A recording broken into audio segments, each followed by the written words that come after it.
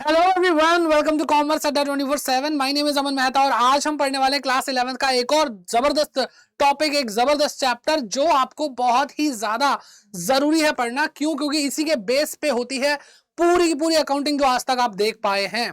तो आगे जो भी आप अकाउंटिंग करेंगे, जो अब तक आप देख पाए हैं, वो सब इसी बेस पे होती है। हर चीज का होता है आधार, और इस बार हम पढ़ने वाले हैं अकाउंटेंसी का आधार, कि किस बेसिस पे हम अकाउंटिंग करते हैं।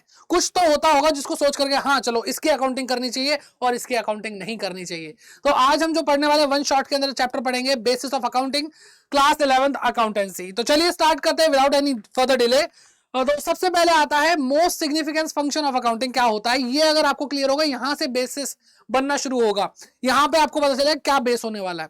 तो सबसे इंपॉर्टेंट फंक्शन होता क्या है, क्यों हम अकाउंटिंग करते हैं, ये चीज अगर आप जान लेते हैं तो आपको समझ में आ जाएगा कि उससे ही चीजें जुड़ी हुई हैं, उसी से बेस बनेगा। तो सबसे इंपॉर्टेंट चीज होती है अकाउंटिंग, इसलिए करा जाता है ताकि जो भी हम बिजनेस कर रहे हैं वो प्रॉफिटेबल है भी या नहीं है। सबसे मेन चीज यही है कि प्रॉफिट हो रहा है या लॉस हो रहा है। हम डे टू डे जो भी काम कर रहे हैं वो हमें करना भी चाहिए या नहीं करना चाहिए। परफॉर्मेंस इवेल्युएट करते हैं बेटा हम, और अगर हम परफॉर्मेंस इवेल्युएट करते हैं तभी तो हमें समझ में आता है कि हाँ भाई अच्छा काम कर रहे हैं तो ये कंटिन्यू रखेंगे, अच्छा काम नहीं कर रहे हैं दैट मींस लॉस हो रहा है तो कंटिन्यू नहीं रखेंगे। ठीक है, तो इसलिए हमें क्या डिटरमाइन करना पड़ता है, प्रॉफिट या लॉस जो भी हो रहा है उसको हम डिटरमाइन करके चलते हैं। आई होप यहां तक आपको बात क्लियर है। तो यानी जो अकाउंटिंग की शुरुआत होती है, सबसे मेन चीज प्रॉफिट या लॉस को कैलकुलेट करने से होती है, और इसी बेसिस पे हम आधार बनाते हैं। तो सबसे बड़ा क्वेश्चन ये उठता है कि प्रॉफिट या लॉस कैसे कैलकुलेट होगा।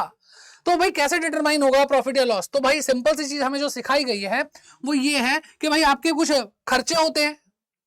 अगर आपको कोई इनकम क्रिएट करनी है तो उससे पहले आपको खर्चा करना पड़ेगा। जैसे कि आपको जॉब करनी है तो आपको सैलरी मिलेगी, तो जॉब करने के लिए पहले पढ़ाई करनी पड़ती है, इन्वेस्ट करना पड़ता है।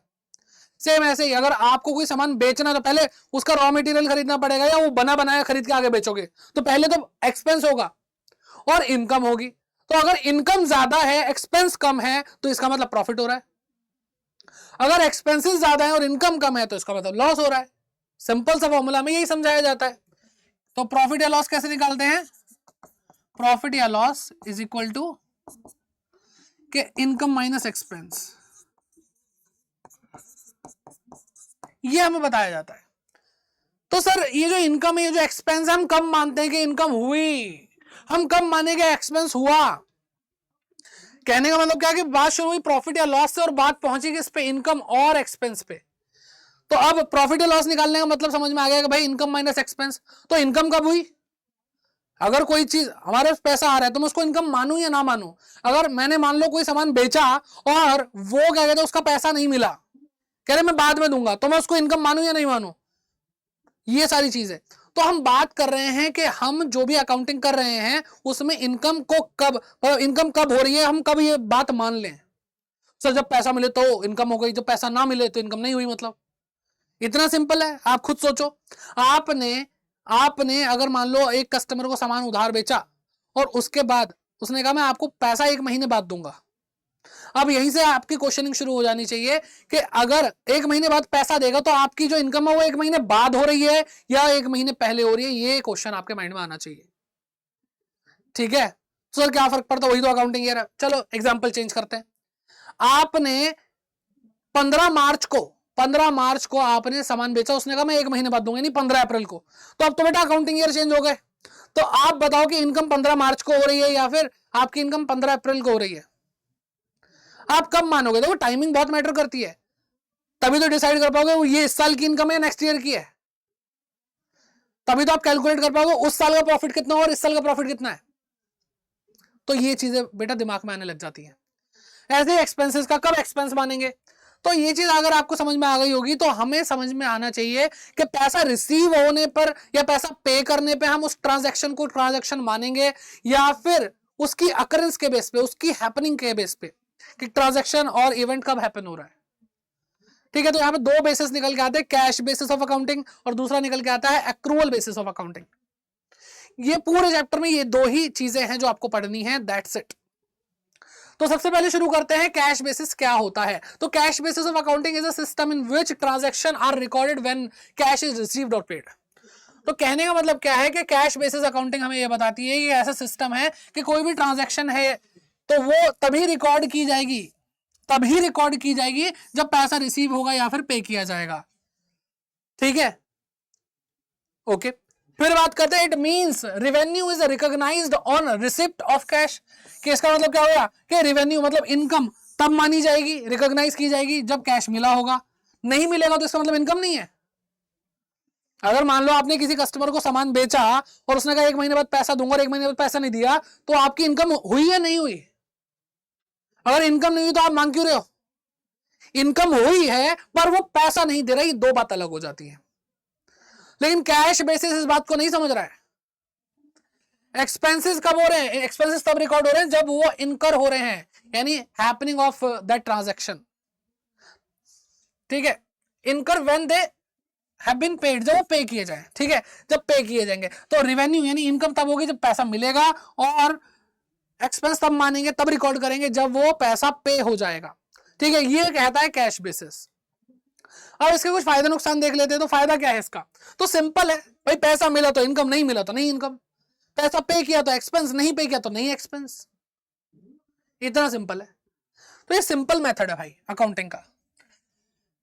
This approach is more objective as very few estimates and judgement are required. अब देखो, अब हम सोचें कि भाई अगर हम कैश बेसिस से ना चले, हम सोचें कि भाई मैंने सामान बेचा तो है, पैसा नहीं दिया तो क्या हुआ? मैंने बेचा तो वो तो मेरी इनकम है, पैसा मिलना चाहिए, बेचने पे ही तो मुझे राइट मिला। समझ में आ रही है बात?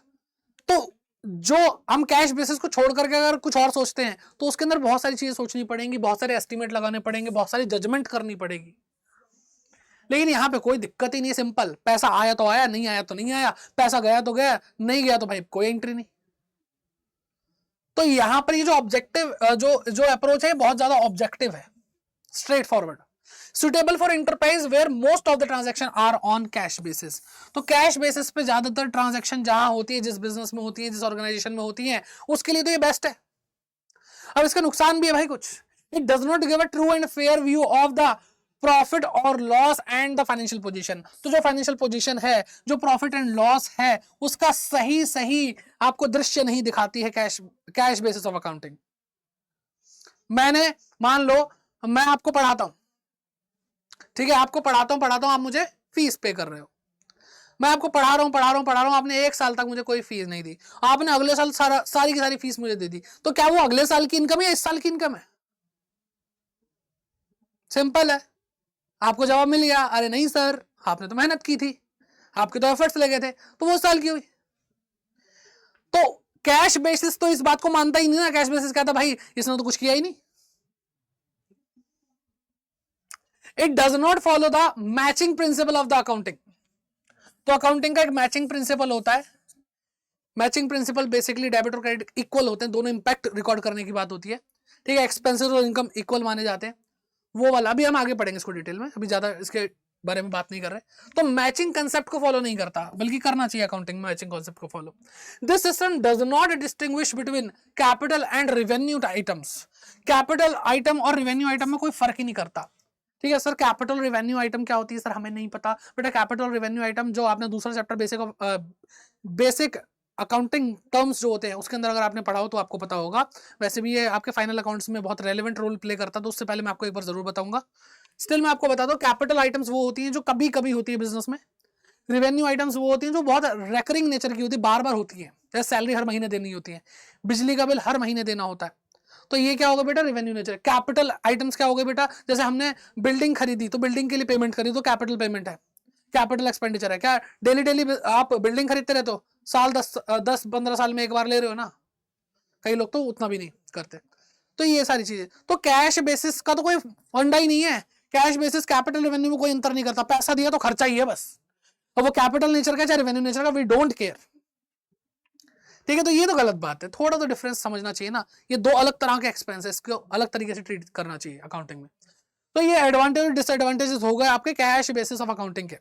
फिर बात करते हैं एक्रूवल बेसिस, जो कि सबसे ज्यादा फॉलो किया जाता है, सबसे ज्यादा एक्सेप्टेबल है। Under accrual basis of accounting, unlike under cash basis of accounting, income is recorded as income. Income को इनकम के रूप में तब हम रिकॉर्ड कर लेते हैं व्हेन इट इज अर्नड और अकर्ड, जब वो होती है। पैसे रिसीव करने की बात नहीं कर रहे, जब वो एक्चुअल में हो रही है तभी हम उसकी बात कर रहे हैं कि अगर मैंने, अब मेरा बिजनेस है, मैं ये प्रोडक्ट बेचता हूं, मैंने किसी को बेच दिया, उसने पैसे नहीं दिए, लेकिन बेचने का कार्य कब हुआ है बेटा मेरे, इसी टाइम तो हुआ है। तो मैंने जैसे ही ये ओनरशिप ट्रांसफर करी इस प्रोडक्ट की, तो क्या हो गया, तभी के तभी सेल एक इनकम है जो क्रिएट हुई है, तो मैं उसी टाइम उस सेल को रिकॉर्ड करूंगा, whether I am not paid और नॉट, कि मुझे उसके लिए पैसा मिला या नहीं मिला। और ऐसे ही एक्सपेंस के केस में होगा कि जैसे ही मैं किसी भी सर्विस का मैं भोग करूंगा, तो भाई क्या हो गया बेटा, मैंने यूज किया है उस सर्विस को। जैसे मैं मान लो मैंने बिजली यूज करी है, ठीक है, तो मैंने उपभोग किया है इस बिजली का, इसके लिए मुझे पैसा देना पड़ेगा, जब देना होगा देंगे, लेकिन मैंने यूटिलाइज अभी करा, ये मेरी क्या हो गया बेटा, ये मेरे लिए हमारे हो गए एक्सपेंस, भले ही मैंने पे नहीं किए। आई होप आपको समझ में आ गया हो। एडवांटेजेस क्या है एक्रूअल बेसिस ऑफ अकाउंटिंग के, मोर साइंटिफिक, ये बहुत ही साइंटिफिक है कि ये सीधा सीधी बात नहीं करती, पैसा आया तो इनकम है, पैसा नहीं आया तो इनकम नहीं है, पैसा गया तो एक्सपेंस है, पैसा नहीं गया तो एक्सपेंस नहीं है। ये बात करती है कि भाई जो एक्चुअल में हो रहा है, payment is secondary thing, payment एक अलग चीज है। तुम अगर कोई चीज आपके बिजनेस में हो तो रही है ना, उसको उसी टाइम रिकॉर्ड करो, ठीक है। तो बहुत साइंटिफिक है और अकाउंटेंट इसी को प्रेफर करते हैं। Shows a complete picture of financial transaction, ये कंप्लीट पिक्चर शो करती है फाइनेंशियल ट्रांजैक्शन की, कि आप पे इतना उधार है। अब कैश बेसिस के हिसाब से सोचो, उधार नाम की कोई चीज ही नहीं होती। एक्रूअल बेसिस के हिसाब से सोचो, उधार नाम की चीज होती है। आपने किसी को उधार दे रखा है, आपने किसी से उधार ले रखा है, उस चीज को रिकॉर्ड तो किया जा रहा है। कैश बेसिस वाले बोलते हैं कि जब पैसा आएगा तभी रिकॉर्ड करेंगे। तुमने अगर सामान उधार बेच दिया, कुछ रिकॉर्ड नहीं करना, ये कोई बात थोड़ी होती है। Okay, it takes into account the effect of the all transaction relating to the period, जो भी उस साल हुई हैं, होना, बेटा होने की बात हो रही है। एक्रूअल वर्ड में एक्रू वर्ड आता है, एक्रू का मतलब होता है किसी चीज का होना, ठीक है। और जितनी भी एडजस्टमेंट होती है, आउटस्टैंडिंग एक्सपेंसेस, प्रीपेड एक्सपेंसेस, ठीक है, आउटस्टैंडिंग इनकम, प्रीपेड इनकम, सारी चीजें यहां पे लिखी जाती है। Discloses correct profit and loss, इससे एक्चुअल में प्रॉफिट या लॉस पता चलता है कि एक्सपेंस भले तो कैश की पोजीशन, कैश फ्लो होना एक अलग बात है, लेकिन एक्सपेंस तो इसी साल का है, तो इसी साल चार्ज किया जाएगा, तो इसलिए हमारा जो प्रॉफिट या लॉस होता है वो ज्यादा बेटर तरीके से आता है। And also exhibit the true financial position, और फाइनेंशियल पोजीशन भी एकदम सही सही बताई जाती है यहाँ पे। Because of the above point it has wide acceptability, और इन सारे पॉइंट्स की वजह से इसकी एक्सेप्टेबिलिटी बहुत ज्यादा वाइड है, ठीक। बहुत ही कम जगह होती हैं जहां पे कैश बेसिस फॉलो किया जाता है, जैसे नॉट फॉर प्रॉफिट ऑर्गेनाइजेशंस होती हैं, छोटी ऑर्गेनाइजेशंस होती हैं, ठीक है। डिसएडवांटेजेस भी है एक्रूअल बेसिस के, सबसे पहली तो यही है कि ये सिंपल नहीं होती कैश बेसिस की तरह, इसमें बहुत दिमाग लगाना पड़ता है, कब हुई कब नहीं हुई, कब हुई तो रिकॉर्ड करा, अब मिलेगा कब तो तब दोबारा रिकॉर्ड करना पड़ेगा, हे भगवान इतनी मेहनत, ठीक। The accounting process is too elaborate too बहुत ज्यादा एलेबोरेटिव होती है बेटा यहाँ पे अकाउंटिंग प्रोसेस, मतलब बहुत लेंदी होती है, आपने पढ़ा ही है ना। सोर्स डॉक्यूमेंट होता है, फिर जर्नल एंट्री होती है, जर्नल एंट्री के साथ जर्नल एंट्री नहीं होती तो cash book, purchase book, sales book, sales return, purchase return, बहुत सारी बुक्स होती हैं, उनमें रिकॉर्ड किया जाता है। फिर उसके बाद लेजर में ट्रांसफर होता है, लेजर के फिर ट्रायल बैलेंस बनता है, ट्रायल बैलेंस के बाद ट्रेडिंग अकाउंट, ट्रेडिंग अकाउंट का profit and loss account, profit and loss account का बैलेंस शीट, बहुत लंबा प्रोसेस, तो इतना आसान नहीं है। A quick appraisal of the profit और लॉस इज नॉट पॉसिबल, एकदम क्विकली आप कैलकुलेट नहीं कर सकते प्रॉफिट या लॉस, टाइम लगता है। बिकॉज ऑफ मैनी एडजस्टमेंट, बहुत सारी एडजस्टमेंट होती है, ठीक है, to ascertain the true financial position of the business, ठीक है। तो ये खेल था भाई, हमने दोनों अप्रोचेस पढ़ी, उसके एडवांटेज डिसएडवांटेज पढ़े, आई होप आपको समझ में आ गया होगा। अगर हम इन शॉर्ट में बात करें तो क्या है, एकदम शॉर्ट में बात करते हैं, तो बेटा देखो मेनली हमें कैश बेसिस को हम इग्नोर करते हैं और हम एक्रूअल बेसिस पे ज्यादा भरोसा करते हैं, एक्रूअल बेसिस ऑफ अकाउंटिंग। तो बेटा यहाँ पे एक्सपेंस है, बेसिकली एक्सपेंस और इनकम की बात हो रही है, और इनकम है। तो बेटा जो एक्सपेंस होते हैं ना, वो एक्सपेंस अगर हो रहे हैं वक्त से पहले, मान लो मुझे 10 तारीख को रेंट देना है, 10 तारीख को रेंट देना है और 10 तारीख को रेंट दे दिया, फिर तो बढ़िया, एक ही दिन किसी चीज का होना और उसी दिन उसकी पेमेंट हो जाना, कोई प्रॉब्लम नहीं। लेकिन अगर 10 तारीख को रेंट देना है, मैंने 5 तारीख को ही दे दिया, तो ये प्रीपेड एक्सपेंस है, जिसको हम एडवांस एक्सपेंस भी बोलते हैं, ठीक है। और अगर 10 तारीख को रेंट देना था, मैं नहीं दे पाया, यानी 10 तारीख जैसे ही आएगी तो वो एक्सपेंस हो चुका है, वो मान लिया जाएगा और उसको बुक्स ऑफ अकाउंट में रिकॉर्ड कर लिया जाएगा, भले ही आपने पे किया हो या ना किया हो। तो अगर 10 तारीख आई तो 10 तारीख को एक्सपेंस हो गया, दैट मींस हमें उसको उस टाइम पे रिकॉर्ड करना है। अब अगर अभी तक पेमेंट नहीं करी तो वो एक्सपेंस क्या हो जाएगा बेटा, आउटस्टैंडिंग एक्सपेंस हो जाएगा, आउटस्टैंडिंग।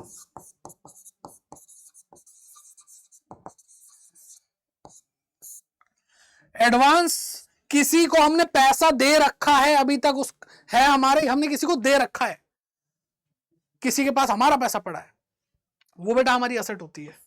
तो एडवांस एक्सपेंसेस क्या होते हैं बेटा, हमारी असेट्स होते हैं। और आउटस्टैंडिंग कि 10 तारीख आ गई, मुझे मकान मालिक को किराया देना था, मैंने अभी तक नहीं दिया है, तो मकान मालिक को मुझसे पैसा लेना है, और हमें अगर किसी को पैसा लौटाना होता तो वो हमारे लिए क्या है, हमारा सरदर्द है, हमारा उधार है, हमारा कर्जा है, हमारी लायबिलिटी है। तो आउटस्टैंडिंग एक्सपेंस क्या होते हैं बेटा, लायबिलिटी होते हैं, उधार होते हैं। और असेट और लायबिलिटी आपको दिखाई दे रहा तो फिर बैलेंस शीट में लायबिलिटी साइड पे ही आएगा और असेट साइड पे ही आ जाएगा। फिर इनकम के बारे में बात करते हैं। तो इनकम भी दो तरह की होती है। एक होती है भाई इनकम कि भाई मैंने कमा ली पर मुझे मिली नहीं, ठीक है। कहने का मतलब क्या, मैं जॉब कर रहा था, मैंने जॉब करी, मेरी सैलरी का डेट आई और जो बॉस था उसने कहा कि भाई सैलरी ना अभी पैसा वैसा आ नहीं रहा, मार्केट में फंसा पड़ा, बाद में दे दूंगा।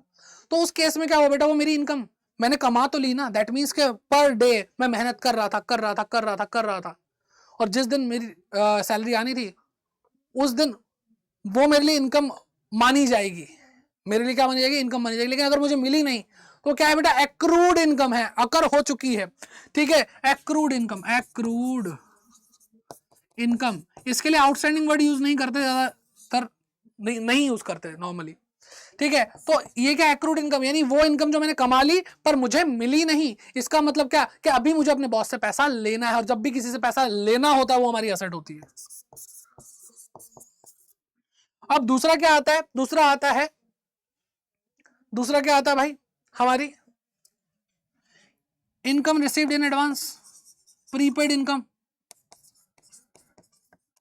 एम्प्लॉय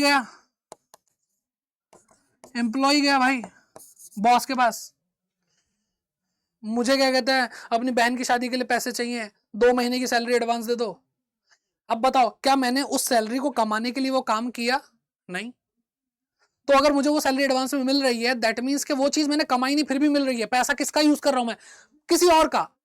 वो जब चाहे बोले मेरा पैसा वापस करो, तो किसी को भी किसी का पैसा अगर लौटाना पड़े वो हमारी क्या होती है, लायबिलिटी होती है। तो ये क्या है बेटा, लायबिलिटी, ठीक है। प्रीपेड इनकम क्या बेटा, प्रीपेड इनकम। तो शॉर्ट में ये बातें करी गई हैं, ये बातें बताई गई हैं, बस। आई होप आपको यहां तक समझ में आ गया होगा। एक बार डिफरेंस भी देख लेते हैं, एक्रूअल बेसिस और कैश बेसिस में क्या डिफरेंस होता है। तो यहां पर डिफरेंस दिया हुआ है, देखो ध्यान से,